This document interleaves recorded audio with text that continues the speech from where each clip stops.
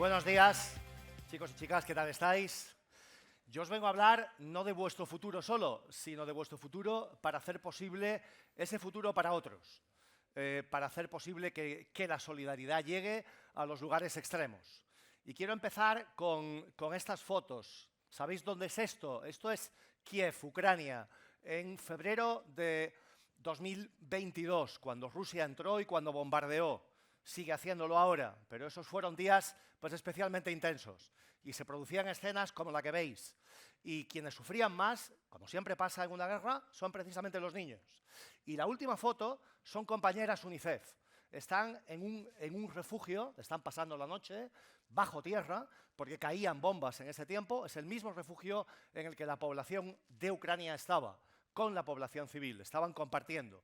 Algunas llevaban allí tiempo, otras habían llegado nuevas, para reforzar esa respuesta humanitaria. Al día siguiente saldrían en su 4x4 a la zona, a la ciudad, a donde fuera, para ayudar en salud, educación, para garantizar que hay espacios seguros para los niños y niñas. Es un ejemplo de lo que hacemos en las respuestas humanitarias. Todo trabajo tiene un para qué. ¿Qué es el propósito? Pensad cuál es vuestro propósito en esta vida.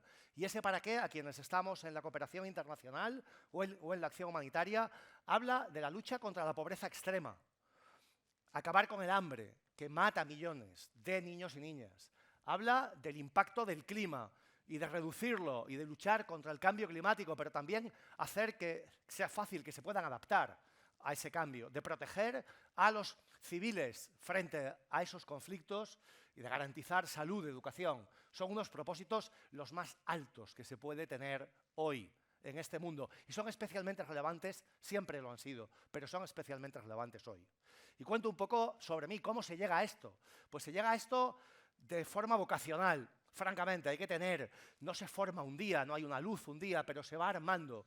Y en este caso mío, pues yo me fui un año a Cuzco, Perú, para trabajar con comunidades campesinas quechuas, y allí estuve ese año, lo que pensaba que iba a ser paréntesis entre mis estudios y el ámbito laboral, y lo que fue es un auténtico flechazo, y la decisión de que quería dedicarme a esto toda mi vida y las mejores energías, no solamente voluntariado, sino mi dedicación profesional. Pero no bastaba con esto, no es suficiente con esa decisión y luego encontrar camino, que en esa época era bastante raro, os hablo hace 35 años, y lo de dedicar un año a hacer voluntariado en Cuzco sonaba un poco más extraño de lo que puede sonar ahora, y dedicarse a esta carrera de la cooperación internacional, de la lucha contra la pobreza en el mundo, en lugares, digamos, extremos, era también algo bastante singular. No es suficiente, hubo mucho más luego, y ese mucho más luego es hacer un máster en cooperación internacional, porque hay una formación específica, y es haber trabajado algunos años en el ámbito empresarial para aprender también desde el lado empresarial, es hacer cursos pues, específicos sobre ámbitos directivos o sobre cualquier materia. Es idiomas con una robustez alta, porque al final trabajar con la pobreza junto con la población vulnerable, junto con los niños y niñas, no basta cualquier cosa. Lo que requieren y lo que demandan es a los mejores de los profesionales en cada sector. Y hay que prepararse bien porque es lo que realmente merecen y lo que se necesita en estos contextos que son así, pues digamos, complicados. ¿Cuál es el día a día de alguien como yo y siendo ya director? Ups, se me ha pasado.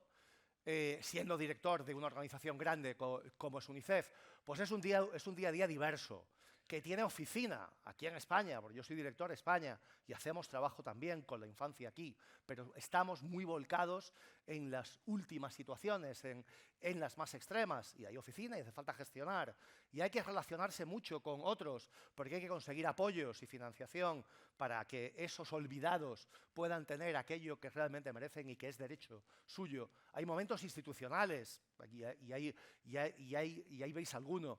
Hay que hablar mucho en público y con otros porque hay que convencer, hay que sacar la voz, están olvidados y hay que levantarlo. Y esos derechos, esas injusticias que pasan en África, América Latina, hay que explicarlas y hay que conseguir que más gente nos esté respaldando con su financiación o con su aliento. y hay que seguir visitando y hay que seguir estando cerca, y ahí estoy en un campo de refugiados sirio o en Sierra Leona con las visitas a los diferentes programas, tanto en situaciones estables como es Sierra Leona o como es el caso de Líbano, donde es una crisis humanitaria. Y entonces, hasta que no llega ese momento de la postcarrera de los 24 años, no hay nada que hacer. No, porque se necesitan muchas cosas antes. ¿Y qué perfiles? Pues los perfiles, casi cualquier carrera sería útil, porque hacen falta sociólogos, economistas, sería como lo más, abogados, pero también ingenieros, arquitectos.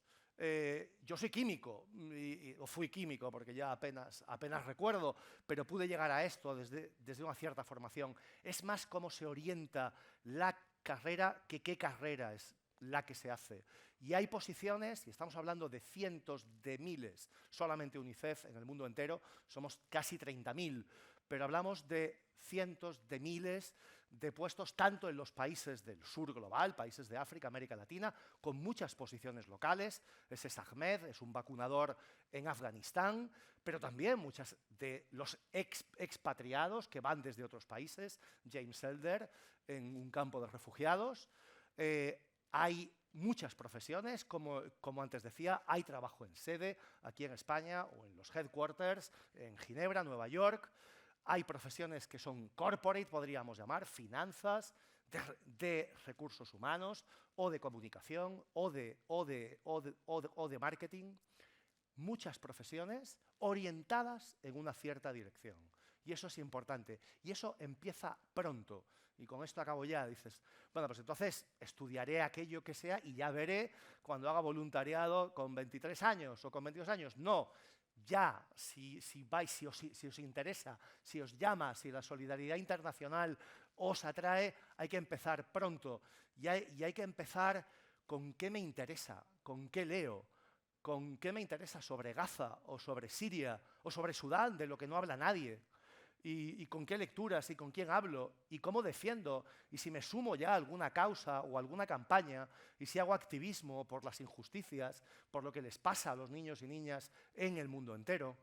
Y hago voluntariado aquí, porque es muy difícil creer en la solidaridad internacional si no se cree también en la solidaridad aquí, y no se practica con la población vulnerable aquí en España, igual que en el otro sentido. Si no se practica aquí, si no se atiende fuera, es muy difícil creer que tengas interés aquí. Ella es Inés, y con esto acabo, porque esto va de personas. Inés la conocí en el campo de desplazados cerca de la ciudad Mosul, en Irak, hace unos años, un campo frío, con una incertidumbre máxima. Su ciudad y su casa habían sido totalmente destruidas. Es por Inés y por su futuro por el que trabajamos. Es un terreno apasionante, es muy inspirador, y os animo a todos a que os lo planteéis al menos. Muchas gracias. Gracias a ti, Chema Vera.